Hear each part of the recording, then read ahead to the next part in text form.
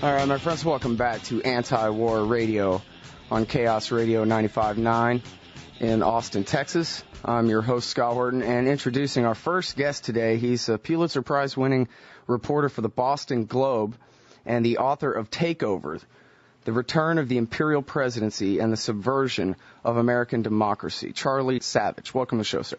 Thanks for having me on. Good to talk to you, and, fair to say you about scared the hell out of me with this article you wrote last week here. Or was it Monday? I'm sorry, I forget. Came out August on Sunday. 12th, yeah. Okay, the article is U.S. doles out millions for street cameras. And now this is the kind of thing, we've been seeing cameras go up, at least here in Austin, Texas, for 10 or 12 years, I guess. But this article is about how these cameras are going up even in the tiniest of little towns and not, places like Times Square, but in the neighborhoods in big cities, and that the national government, through the Department of Homeland Security and its grants, are paying for most of this. Is that right? Yeah, no, what's interesting about this is the Department of Homeland Security has a number of different grant programs in which it helps states and cities try to fight terrorism in various ways. And they've doled out $23 billion since 2003 in these grants.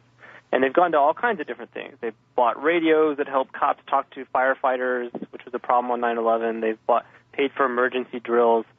But one of the things that they've been doing is funding through these grants the ability of both big cities and small towns to buy surveillance cameras for city streets and parks and stuff that are all linked up and can store digital video image potentially forever. This sort of new digital high-tech surveillance cameras as opposed to the old-fashioned analog, grainy, stored on a video cassette kind. Mm-hmm. And that's fundamentally different than these other kinds of things. It's one thing to improve a radio or build a better fence. And it's another thing to install cameras where there weren't cameras before. And what's interesting is that when you ask them, well, how much of this $23 billion has gone to the cameras specifically, they won't tell you. They just won't say. But if you do a search through newspapers, small-town newspapers, large newspapers, and databases, and also press releases from local congressmen who brag about, federal pork dollars being brought to their district, it becomes apparent that this is going on everywhere. Just in the last month, just since July, in St. Paul, Minnesota, in Madison, Wisconsin, in Pittsburgh, all of them putting together $1 million grants to add 60 to 80 cameras, and little towns like Liberty, Kansas, population 95, is putting a camera from the Homeland Security Department in its park. In Scottsbluff, Nebraska, population 14,000, using a $180,000 grant from the Homeland Security Department to put cameras throughout its few streets. And in all of these cases, what's happening is the local city government, they might not have bought this without the fact that it was free. It was on the table, and so they said, sure, why not? And so it's rapidly accelerating the spread of this technology, and yet we can't know exactly how much taxpayer dollars are going to this because the department won't say. You say in your article that your best estimate by going through all those papers is tens, probably hundreds of millions of dollars worth of these cameras. Probably because the examples I decided to use ranged from a few $1,000s in the case of that one camera for the tiny town to maybe $3 million for Pittsburgh. But then when you add in places like New York City, which has gotten I think $15 million just for this purpose, and other big cities that have been doing this going back to 2003, it's got to be way up there. But what is it? They won't say.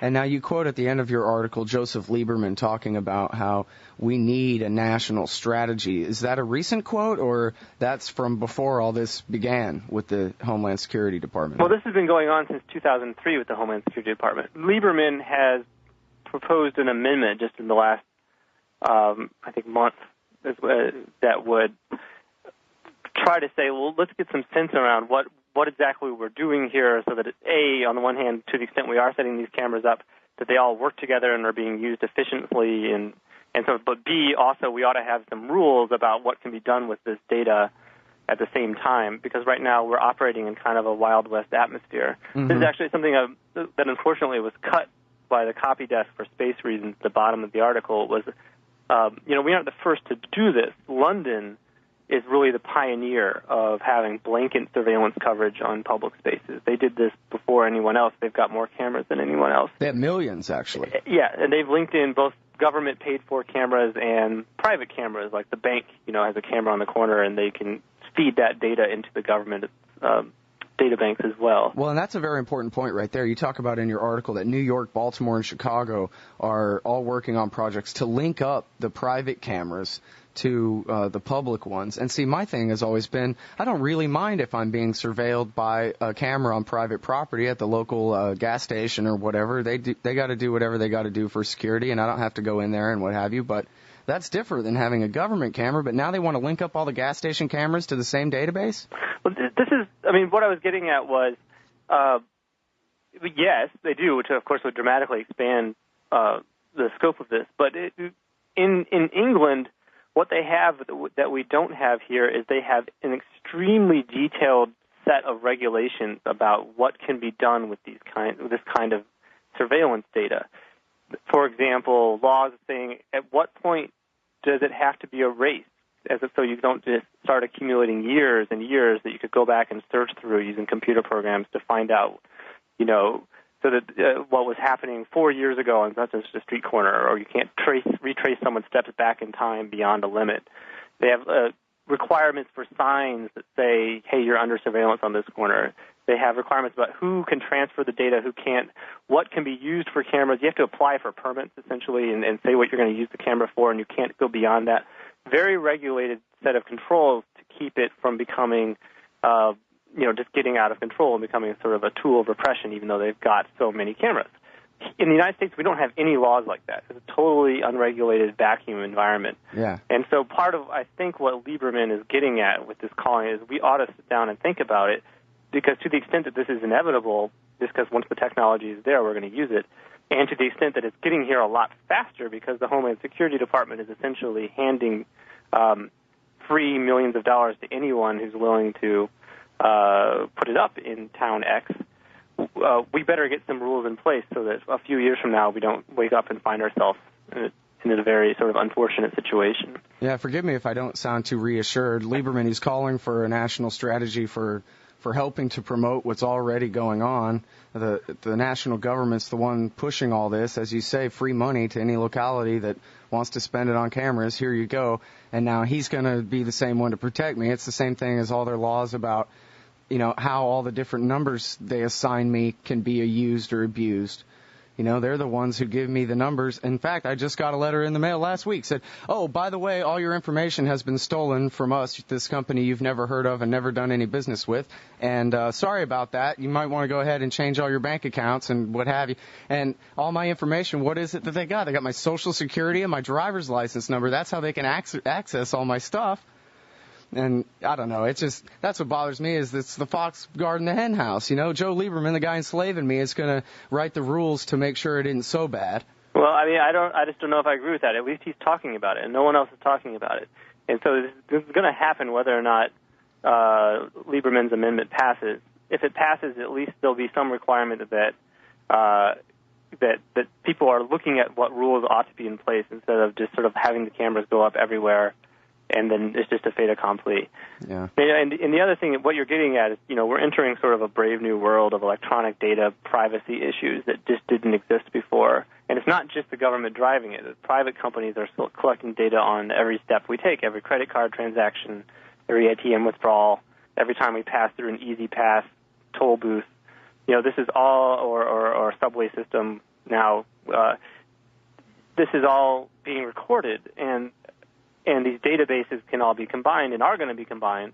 And when you get to cameras as well, there's a whole bunch of, these technologies used to be limited by the fact that you had to have someone looking at the monitor for it to do any good. Otherwise, it was just a camera recording nothing. A tree falls in the woods and no one's there to hear it.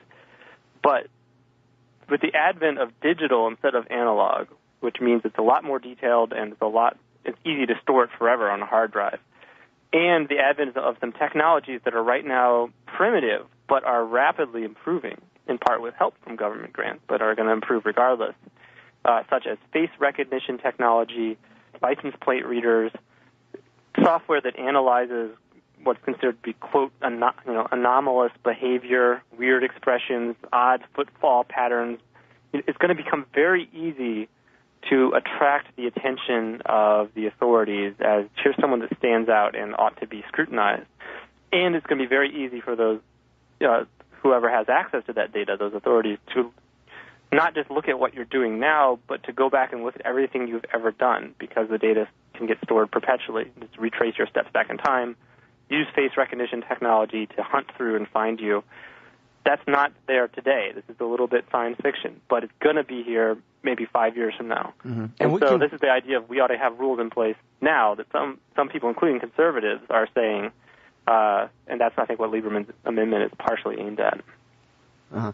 Yeah, I mean, well, Bob Barr called it, he compared it to the panopticon, the prison setup, where you may or may not be being watched at any given time, but there's no way for you to know. So you basically assume or behave as though you're being monitored at all times. And you point out in your article how this can have a real chilling effect. In fact, I know even as a teenager going to political protests, and then the state troopers would pull up and start taking everybody's pictures. And in my imagination, I just figure, well, there it goes. It's in my file for the rest of my life now that I'm here protesting whatever it is I'm protesting. And that's the kind of thing that I'm sure would discourage a lot of people from ever even showing up in the first place.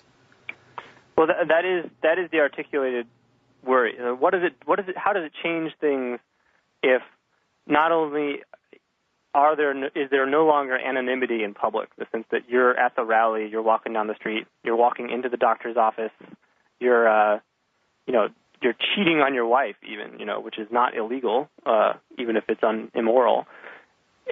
But now you can't do that anymore without there being a record of it that's traceable to your name, that can, even if not discovered today, can be discovered tomorrow if someone, keyword searches for it, essentially. How does that change how people live their lives? This is the new world that we're headed towards. We're not there yet, but we're getting there, and now we're getting there a lot faster. And so it's something that we ought to think about. Have you ever seen that movie Demolition Man, where Sylvester Stallone chases Wesley Snipes into the future and all that? I have, a long time ago. Yeah, there's a scene in there where Sandra Bullock is the cop, and they're looking at the little monitor screen, and Sylvester Stallone says, "Come on, let's go get him." And she says, "Well, he doesn't have a chip in his hand. How are we supposed to get him?" He says, "Well, we go look for him." And, the cops were just used to the idea that that's how you find somebody, is you look on the monitor and see where the tracking device in their hand tells you they are. And they couldn't even imagine the idea of a cop actually having to go out and drive his car around looking for the bad guy. And that's the thing that gets me, is everybody getting really, really used to this brave new world as it is built up around us. In your article, I was absolutely astounded to see 71% to 25% say that this is just perfectly fine in a recent poll. There's definitely broad support for this. Now, and you can't go overboard, right? Because there's no doubt that there is some utility to cameras. We've seen it in several times recently in England, where there was an attempted terrorist attack that failed, or in some case, whoever the perpetrators were, survived, and the surveillance data was useful in figuring out who those guys were and taking them down, as well as their networks, before they could try again. And so that's why this gets complicated, right? You can't just say we're not going to have cameras, we're not going to use this technology which has utility, but you better have rules in place and not to make sure that it's only used for good purposes and not bad. Sure, yeah, that's fair. And personally, I would be less alarmed, I guess, if it was just the state of Texas. But when it's the Department of Homeland Security, which to me is something that I'm pretty sure is unconstitutional and shouldn't exist in the first place, pushing all this stuff, it seems, really unconstitutional, making all the local enforcement agencies, the 18,000 different enforcement agencies across this country, every day becoming more and more dependent on the central government for their authority and their ability to carry out their authority. Well, I don't necessarily agree with your legal analysis about what's constitutional or not. I think it's more of a policy issue that needs to be debated. But I hear you. All right. Well, I appreciate your time today, everybody. Charlie Savage from the Boston Globe. And someday I'm going to have to get this book and interview you about Takeover, the return of the imperial presidency and the subversion of American democracy. I know you wrote some Prize-winning articles about the president signing statements and so forth. I'd like to interview you about all that someday if I could. All right, I sure appreciate it. That book is out next month, and so we'll see whether it's of interest to anyone. All right, cool. I can't wait to read it. Thanks very much, Charlie Savage from the Boston Globe, everybody. Thank you.